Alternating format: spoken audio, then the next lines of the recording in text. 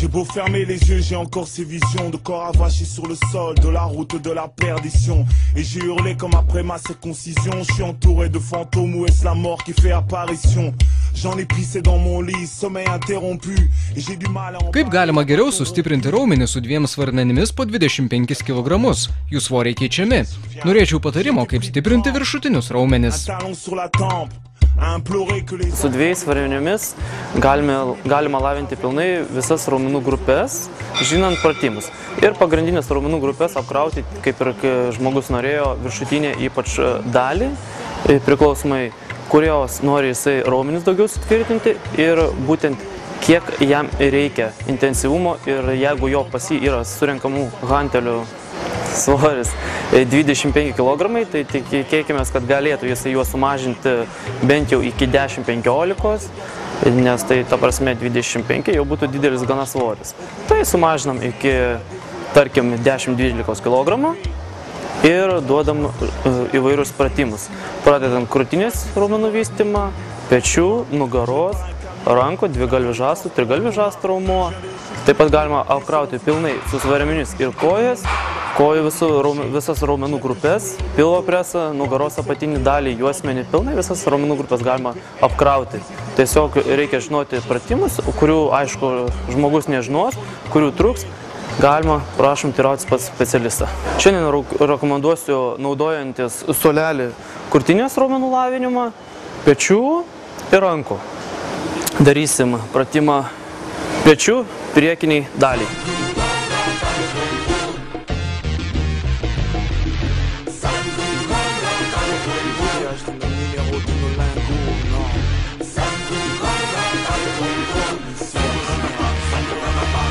Nugaros platiesiems raumenims.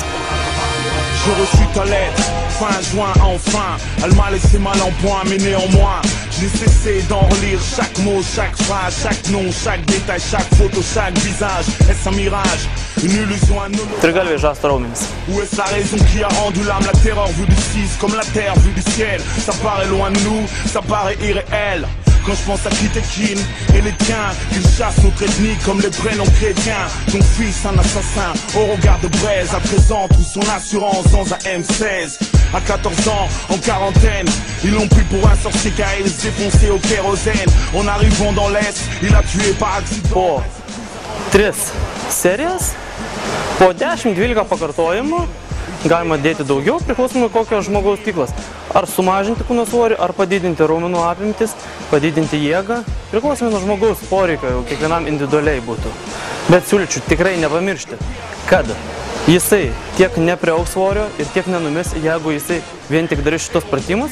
Svarbiausia sistemingai dirbti, pradedant nuo bendrai, ką nuveikia per dieną, kokį maistą renkasi, kada treniruojasi, kiek treniruojasi ir vienas iš svarbiausių dalykų, kaip jis treniruojasi. Ar sistemingai, ar jisai tik tai šios pratimus darys, padarys rankom, padarys krūtinį ir galimybė didelė bus susitraumuoti arba neproporcingas raumenų ugdymas. Tegul to nepamiršti. Noriu paklausti, kokie pratimai efektyviausi pilvo presui, kaip tikslingai treniruotis, kad būtų galima numesti riebalus esančius ant pilvo ir išryškinti presą.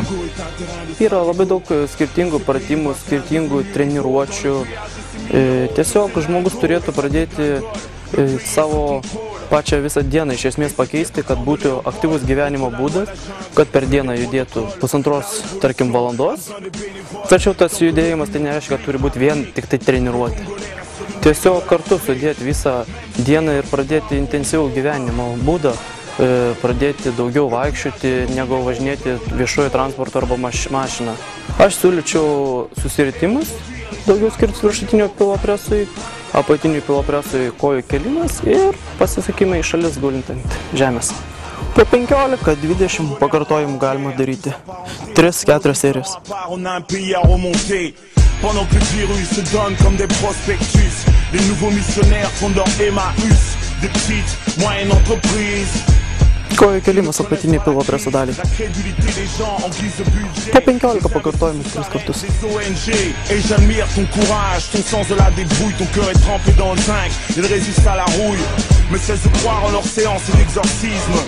Įstrižinėm pilvo preso raumenis, pasisukimai į šalis gulint. Sur les pygmées, depuis que ma carte verte est périmée, une orphée déprimée, la dépigmentation de la peau laisse des séquelles.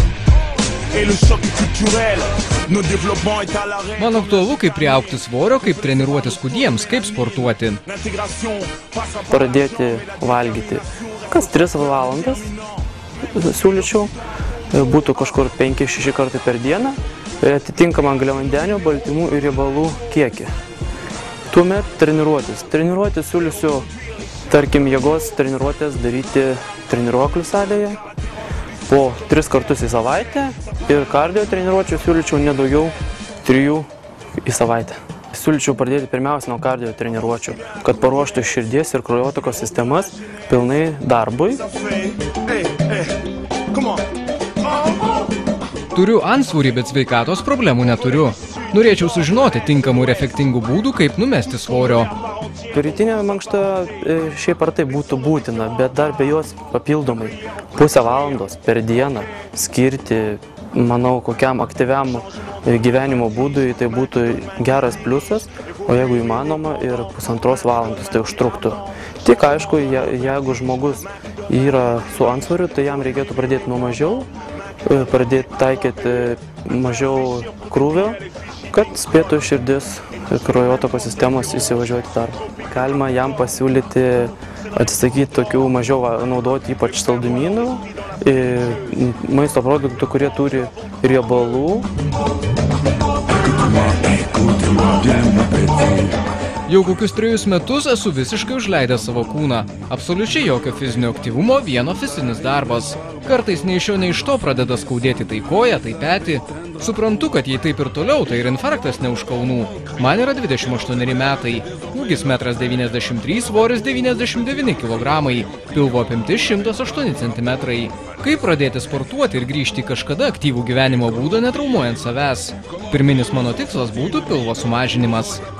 Šiaip tai infarktai taip greitai neištinka, bet kadangi klausytojas rašo, jog kūno liemens apimtis yra 108 cm, tai yra gana nemaža.